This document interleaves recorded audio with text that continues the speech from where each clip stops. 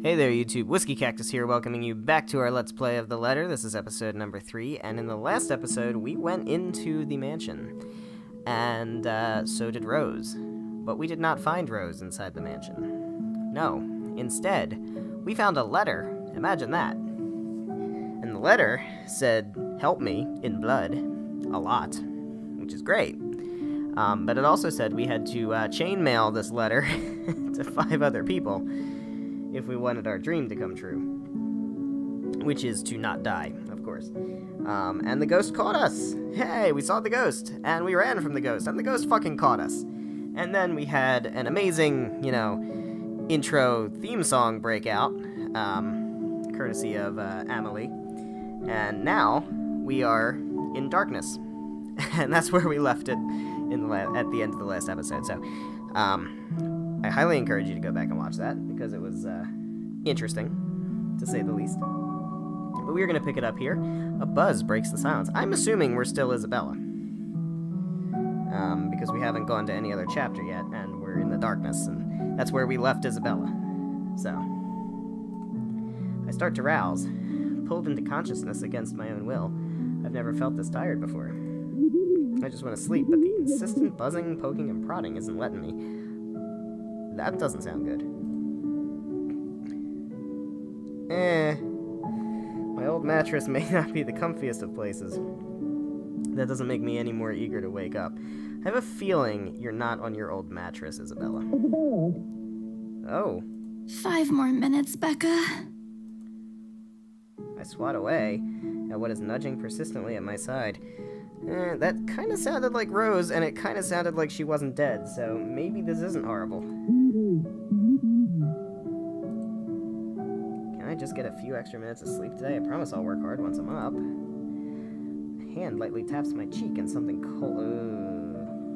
cold is suddenly being pressed at the back of my head. Oh, that could just be like ice or something. Icy sensation slowly spreads throughout the area, giving me an uncomfortable feeling. Isabella? Isabella? Can you hear me? Isabella? Oh! We're back in the mansion. That's great. Fog immediately lifts from my mind the moment I recognize the voice, and my eyes snap open. Is it Rose? It's Rose! And some other chick. There looking down at me is Rose. Another woman loiters beside her. My attention is too focused on my co-agent to even ask why there's someone else with her. Rose's posture just screams worry, although she's keeping a straight face, or trying at least. I can't help but feel bad for making her fret. A wave of dizziness washes over me as soon as I try to get up, forcing me to lie back down again. Luckily, the feeling subsides after a few seconds, until only a mild throbbing somewhere at the back of my head remains. With a little assistance from Rose, I push myself upright. She hands me an ice pack, and gestures for me to press it where I suspect a small bump has already formed, if the light ache in the area indicates anything. All right, Isabella, where are we? The Ermengarde mansion. Why? Ermengarde. Ow, my head. And the date today? October 21st, 2000... October 21st? Rose. Last one. Can you count to 15 in reverse order? ZYXWVUTSAQPONMLKJIHGFEDCBA. Oh, count to 15. No, I can't do that. 15, 14, 13, 12, no, that's wrong. Why are we doing this? She's just checking if your injury is in any way serious. Who are you? This time, I curiously regard the woman standing beside Rose. It's impossible to overlook her, what with the way she towers over us. And here I thought Rose is already tall. Who is she anyway? One of the remaining cleaning crews? With how primly dressed she is, I don't think anyone would want to clean in a suit. Expensive suit at that. Gloves alone must have already cost a fortune. Her eyes slowly shift between me and Rose, considering us with an almost unreadable expression before finally fixing a sharp gaze on me. Can't help but fold my arms protectively over myself as she does so. She may be far from a cleaning crew, but she certainly looks like our supervisor during evaluation. Just do it, please. I eye them both warily, but recite everything as she has asked. Rose releases a breath of relief once I'm done. You scared me for a moment there. I was about to call for an ambulance. Are you all right? Desperation soon replaces the dull ache. Memory's still a little fuzzy, but the attic and... There was someone, Rose. In the attic. Someone? You mean a client? Oh, that's unlikely. It's probably just one of the cleaning crews. Yeah, no, it wasn't a client, per se. It was more like a spooky ghost or something. The boss sent a few of them back this morning for some last-minute... No, not any of those. They're, I'm not actually sure. Wait, didn't I call you? You said you were in the attic when you answered. That's why I went there in the first place. I bet she never said that. Both Rose and the lady look at me like I've just grown another head. Did I say something weird? Rose quickly casts an apologetic smile at the woman before awkward silence stretches on further. It's her saleswoman smile, the same one she taught me back when I was still her trainee. Oh, great. She thinks we're crazy. Should I show this to troublesome clients or just to... I should show this to troublesome clients, or just to avoid trouble in general, she advised. It's also the same one she gives me when I've done something particularly absurd that may cause us to lose a potential sale. Oh, is she a client? Her eyes are serious when she turns back to me. She takes both of my shoulders, gently squeezes them, and with as much patience she can muster. As much as I'd love to have gotten at least a heads up of your arrival, I didn't really get a call from you. Well, that's just not true. You know, signal here is absolutely horrendous. I was in the garden earlier and couldn't even make a single call. Isabella, I'm going to ask again. Are you really all right? What happened? Let me guess, I'm not going to tell her. I'm fine, nothing happened. It was probably just a weird dream or something. I don't know. It's all a bit blurry. I remember I was looking for you, but you weren't in the attic. And there's... whoever it is. Then I must have tripped on a rug or something on the way down. Oh no. Do you think someone came in while you were out? You left the main door open. We are so going to get into big trouble if something gets stolen, Rose. Perhaps it is a concussion. Who is this bitch? Are you sure you feel fine? But still call for an ambulance. I could cover for you. No, I'm fine. I'm okay, Rose. I can work. Yeah, no, you're not fine. Wait. Hold your horses, Rose. I can't just miss an important sale because of a minor bump in the head. Does she really forget the fucking ghost? Extremely minor bump. Had it worse when I was a kid. This is nothing. Besides, if I leave, you'll have to shoulder everything in the open house, alone. And in a mansion this big? Well, there's also the part where I may lose that bonus BRC promise, but that's completely beside the point. Rose gives me a skeptical look when I return the cold compress to her and push myself off the floor. I have to use the staircase's railings to steady myself, but otherwise I feel fine. See? I'm A-okay. Two of them exchange a worried glance, and Rose assumes a contemplative look. I bite my lower lip in anticipation. If she says no... All right, you in. Smile threatens to slip out from me. But if I see that you aren't feeling well, I'm taking you personally to the nearest clinic to have you checked. Clear? Clear as day, ma'am. Thanks, Rose. You insisted. But remember what I said. First sign of you looking not okay, and we're off. No questions asked. It's just a small bump. Don't worry. Just a minor scratch, just a flesh wound. You shouldn't downplay these kinds of things. It could be a serious injury for all we know. Suddenly, a small cough sounds against the walls of the foyer, interrupting our banter. The woman is looking expectantly at the two of us, her stare making me shrink back a little on myself. Okay, can we sell her this place and just leave? Is that good? Can we just do that? She isn't really intimidating. Well, she is. But not in the scary negative way. Far from it, actually. Her demeanor simply commands an air of sophistication and respect. In a different world, a younger me would have probably wished to be like her. No, fuck her. In her lack of response, she coughs again, lifting a well-trimmed eyebrow at me in question. Words get caught in my throat at the sight of it, and Rose, as usual, is swift to catch my blunders.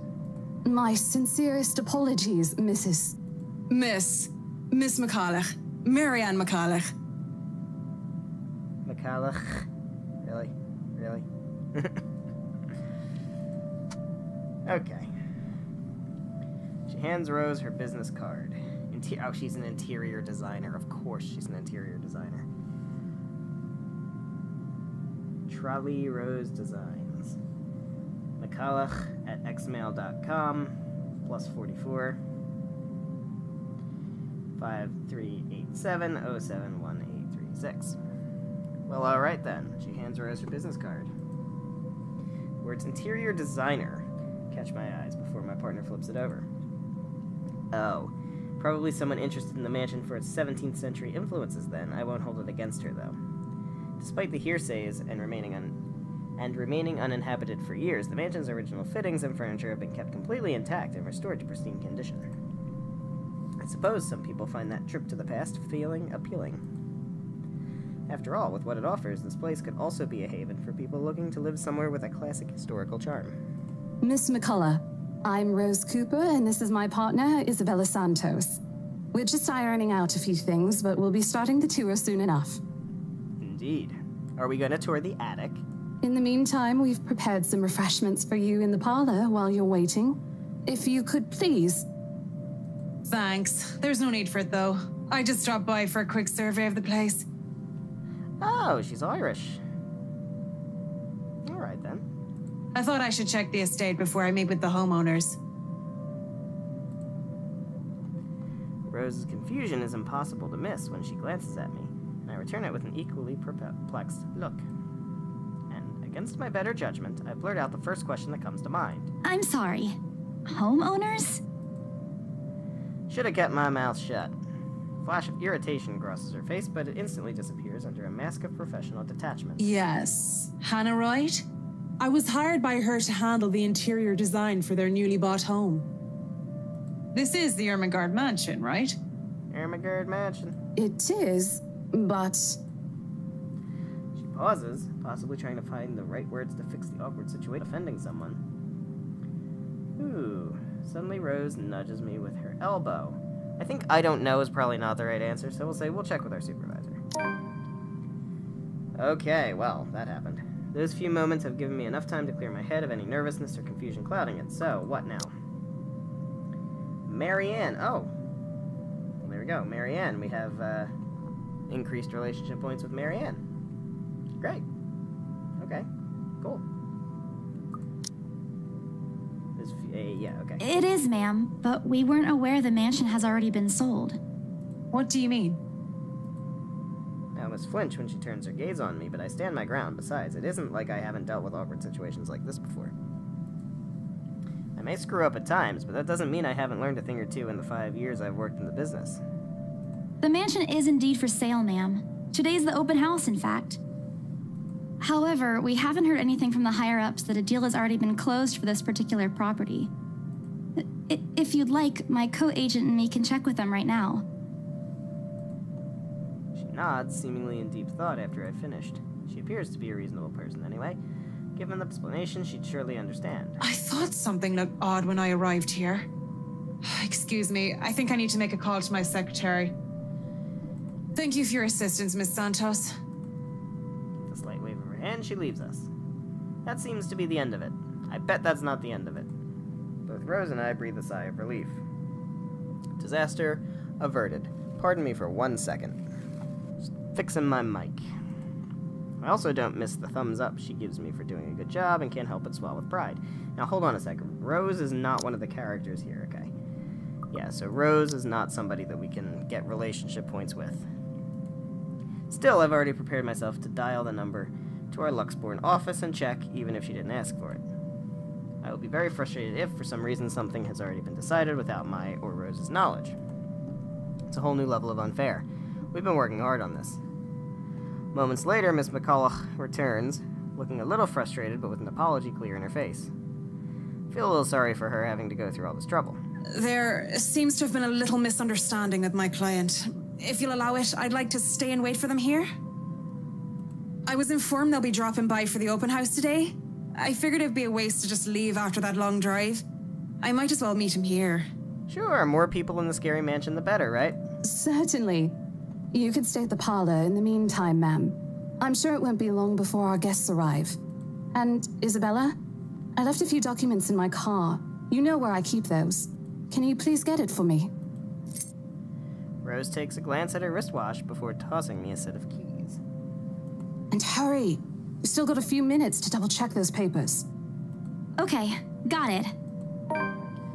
Ooh, journal updated. Two of them disappear behind the parlor's door. Let's check the journal.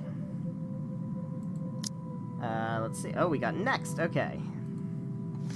So we have Rose Cooper, along with a woman who introduced herself as Mary Ann McCulloch, found Isabella Santos lying unconscious in the mansion's foyer before the open house's start. Unable to recall what happened prior, Isabella insisted on working despite her co-agent's worries about her well-being. Very well. So indeed, she does not remember the ghost. Or so it seems. The two of them disappear behind the parlor's door. Their departure brings with it a stillness to keep me company, neither welcoming nor comforting. Alone like this, it's impossible not to think of what really happened. I wish the memory isn't as elusive as it normally is. Then again, Rose already said she didn't receive any call from me. Was it just paranoia, a temporary lapse after having heard all those tales about this place? Probably. Probably not, actually. Probably not. I don't think it was fucking paranoia. I'm pretty sure I had to press the Z button a whole bunch of times to not die last episode. I want to think of it as such. Unfortunately, it's not such. Better to think of it as such, so I can work in peace. Except a small part of my mind begs to differ. And if I'm going to be completely honest with myself, I want nothing more than to leave this place as soon as possible. I don't know what's in this house, and I don't want to know. The keys Rose have just handed me dig into my palm, its jagged edges creating shallow ridges on my skin from how hard I'm clutching it. It's a reminder of what I still need to do and why I've taken this job in the first place. Hugging my blazer closer to my body, I exit the house to get what Rose has asked of me. Just a few more hours, Isabella. Sell the house, get the money. Oh god. Oh god, no. Okay. Okay. I'm sure that's fine. I'm sure there's nothing to worry about. Okay. A flock of people have already gathered in the mansion's front yard by the time we officially open the doors. I'm not sure whether I should be baffled, should feel baffled, or underdressed standing in their presence. Men and women of wealth and status all dressed to the nines in fancy suits and lovely dresses of varying colors compose the medium-sized crowd. Their necks, arms, and fingers are adorned with silver and gold glinting in the afternoon sun. Some even have ridiculously fancy feathered hats on their heads. I really hope there aren't any magpies living nearby, like in the stories. Those birds will have a field day in this. They are murmuring among themselves, looking at the estate's facade appraisingly, with some arguing about whose mansion has the superior architecture. But most of it stops as Rose calls for their attention. They don't look too pleased at being ordered around, but what can they do about it? Ladies and gentlemen, I'm Rose Cooper, and this is my partner, Isabella Santos. That me! We'll be taking a tour of the mansion in 2 groups. Please make sure you filled up our sign-in forms before joining a specific group. Those who want to look around the first floor, please follow my partner. I'll be guiding the ones who wish to see the ground floor. Probably a good idea. Let's stay far away from that fucking attic. Hearing this, a few wander to me. They're mostly old ladies who seem daunted at the idea of climbing all those stairs. Miss McCullough also joins our group. But what really catches my eye is the elegantly dressed pair she approaches. I believe those are characters we saw in the opening, in the, that anime thing that was at the end of the last episode. So I think these are going to be some characters that are part of the story. It's so nice to finally meet you. When Chief Inspector Lee mentioned that a famous interior designer is in town, I knew I had to get you. Your confidence in my skills is very flattering, Mom. I'm sure you won't disappoint, Marianne. Oh, you know each other? Not at all. You mentioned something about a Marianne on our way here, darling? Yeah, no. Something tells me. Oh, yes, I think I did. Ah, they must be the clients she was talking about. Yeah, alright. I'm sure they don't know each other. I might have seen their faces somewhere before, some magazine or the television, I can't quite remember. But then again, most of our guests have likely ended up on the news one way or another. Won't be surprised if these two already have. For people who are popular, though, they aren't dressed as loudly as the others, and in their simplicity, the couple stands out. The woman in particular is stunning enough to turn the heads of most people in my group, especially the men with wandering eyes. The guy standing beside her doesn't seem to mind, though. And if I'm going to be a bit bolder with my assumptions, I'd say he's basking in the attention. Both of them, in fact. I think they are brother and sister, if it wasn't for the public display of affection. Well, hey, they're high society. Sometimes, especially when you get closer to royalty. Matching rings on their fingers just cement the fact that they are indeed a couple. My only sunshine. Well, there you go. Whatever. Couple or not, what's important is we get this deal closed before the current owners could even think of canceling the listing. I want you to know my heat just kicked on. And I stopped cold. This game is not going to be good for my paranoia. Just hope one of the people in my or Rose's group is brave and generous enough to buy this mansion. And so, with papers in hand, I lead the way. Oh. We have a new journal entry. While looking for her missing co-agent, Isabella Santos found a mysterious letter in the Ermengarde... Oh, we saw that already. Hold on. Here we go. Today marked the open house of the infamous Ermengarde mansion. Open to the public for the first time in years. Luxbourne's most esteemed and prominent personalities gathered to catch a glimpse of the 17th century property, including Luxbourne's most well-known couple, Luke and Hannah Wright.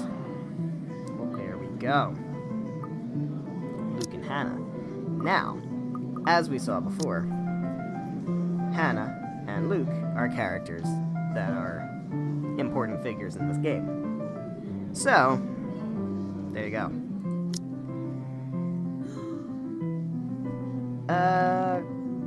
Not gonna lie, they kinda, there's a bit of a resemblance.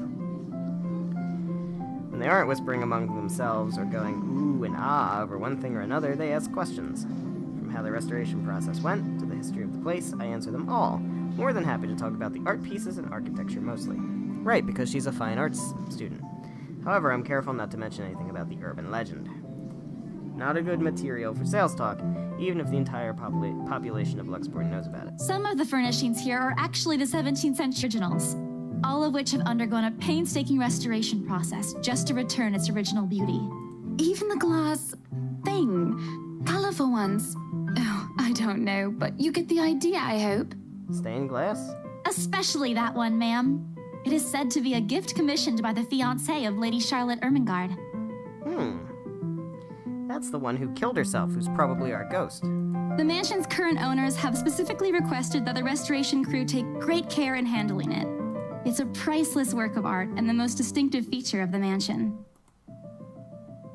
By the time I've stopped talking, her attention is already elsewhere.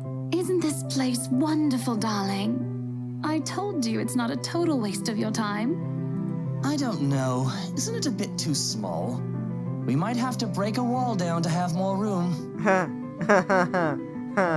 Oh, you're precious. Well, I think it is just right. Don't you think so, Marianne? It is splendid, ma'am. Story updated, though. But what? I didn't make a choice. What? But isn't it a little too early to make plans when no deal has been signed yet? Never mind that. It isn't going to be a problem. We've got a wonderful legal team to handle everything. Start taking notes, though. I think I've got a few things I want changed before we move in. The rest of their conversation gets lost in the chatter of our companions. I don't want to make any assumptions yet, but their sheer interest is enough to give me some semblance of hope. Oh, please, please, please, let these guys be the one. Eventually, our group reaches the kitchen. much like the rest of the house, a great deal of effort has been put in retaining the room's classic appeal. The open hearth at the end of the room in particular looks amazing, like the ones I've only seen in fairy tale books. Mad props to the cleaning crew. Seriously, after overhearing hundreds of their complaints about the soot and tar staining the bricks and how much of a pain in the arse cleaning this'll be, they still managed to pull this off. Or make it look presentable, at least. The highlight of the room, however, is what's underneath this hatch here. Ooh, what's underneath the hatch? Is that where the bodies are? Oh, don't say anything yet. An underground wine cellar. This is the first time the guy in gray speaks up. Mr. Luke Wright, my memory supplies from the forms they signed earlier. His sudden attentiveness catches me off guard. Since the start of the tour, only his wife has shown any form of genuine interest in the place. But this time, something lights up in his eyes at the mention of the Undercroft. What's so interesting about a basement? I really don't understand rich people sometimes.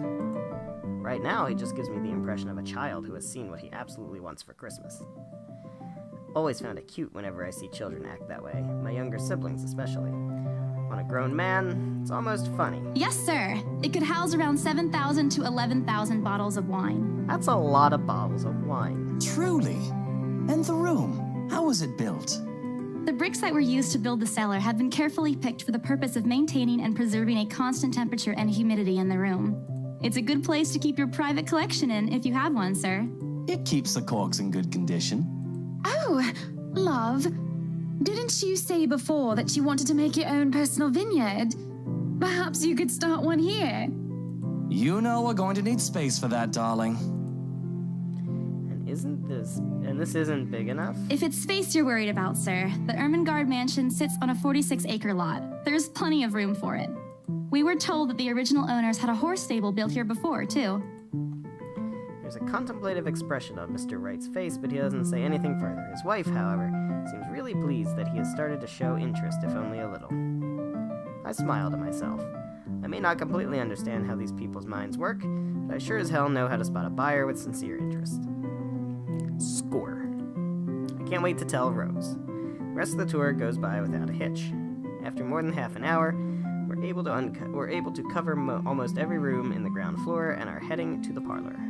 Funny, the first time BRC had us survey the property, I kept complaining to Rose how big it is. Now I can't even bring myself to care no matter how much my feet hurt. Maybe this is just my excitement over a possible sale. Maybe. When we reach the parlor, however, an odd feeling washes over me. Great!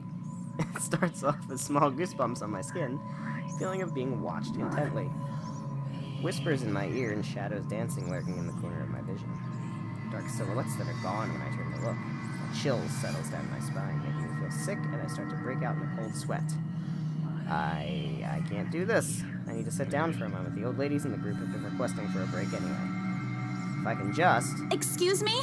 Everyone? We will be taking a 15-minute rest here before we visit the first floor.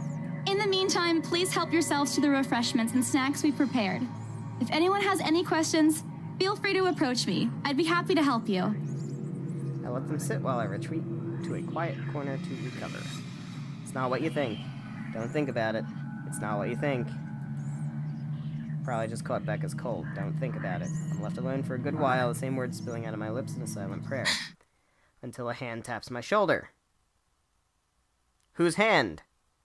I think we're gonna find out next time. Nah, fuck that. Hello, you there? I'm not that much of an asshole. Yes, ma'am? Oh, look at you. Having to show a group around a mansion this big must be exhausting. It is exhausting. Thank you very much for caring. Not a problem, ma'am. I'm just doing my job. What a hard worker. Anyway, Isabel, right? Isabella. Isabella, actually. But yes, what can I help you with, ma'am, right? Please, just Hannah. Call me Hannah. I just wanted to ask, how soon are we able to move in? Oh, really? My brain completely stops. The sick feeling plaguing me is suddenly gone, replaced by utter bewilderment. Is this a joke? She looks at me expectantly as I struggle to come up with an answer. Wait, ma'am, you see, But we haven't even negotiated a price yet, ma'am. We haven't even finished touring the rest of the mansion. A sale would be great and all, but... She stops me from speaking any further and puts a hand on my shoulder. For a moment, with her tight smile, she looks as if she has tasted a particularly sour lemon. Oh, please, sweetie, don't insult me. Money is not a problem. And, just between you and me, this place is better off with us than with some old lady who'll probably just fill it up with cats. Huh. Yeah, that looks like a sour lemon pucker right there. I personally don't think there's anything wrong with having cats here, ma'am Hana. I'm sure there's more than enough space here if you want pets. Perhaps I'm still not feeling well, but really, what's wrong with cats? Yeah, exactly, what's wrong with cats? More importantly, why is she talking about moving in already? Well, I'm more of a dog person. Oh, okay. But you see, this is going to be a gift to my darling. It's going to be our anniversary soon. And it would be so wonderful if you can secure its purchase for us. I mean, I guess. I don't really see a downside to this. Why, I can even offer something extra if you help us out with the paperwork. Ooh. We actually have a process for this, ma'am. I don't really think that would be necessary or appropriate. And just what are you two lovely ladies talking about here? Leaving me and our lovely interior designer to talk here by ourselves. What would the people think, darling? Oh, you are so obviously evil. I mean, I don't think he's evil. I'm sure he's not evil, because the ghost is evil. He's just a douche. Oh, it's just small talk, love. I was asking if she could help me with the paperwork. Ah, the paperwork. Try not to wince when her nails dig into my shoulder. Ah, so she's the evil one. Story updated.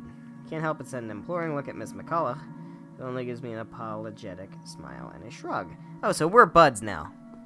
Marianne and I are buds. She's my biff. Yeah. I can give you a fact sheet and a form to fill out.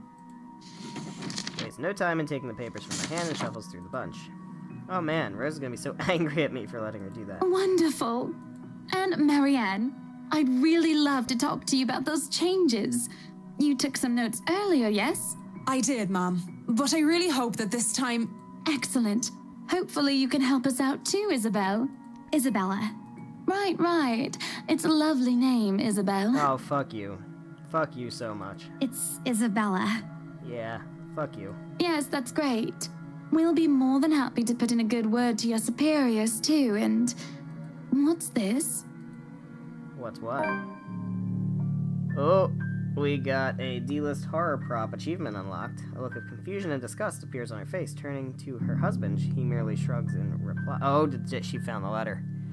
Oh, God. That's, an interesting work of art.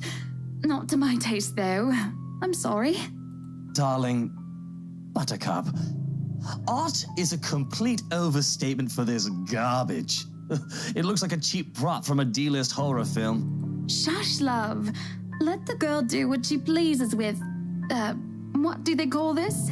Oh, forget about it. At the very least, it's not as dreadful as the one art exhibit I was forced to attend last month.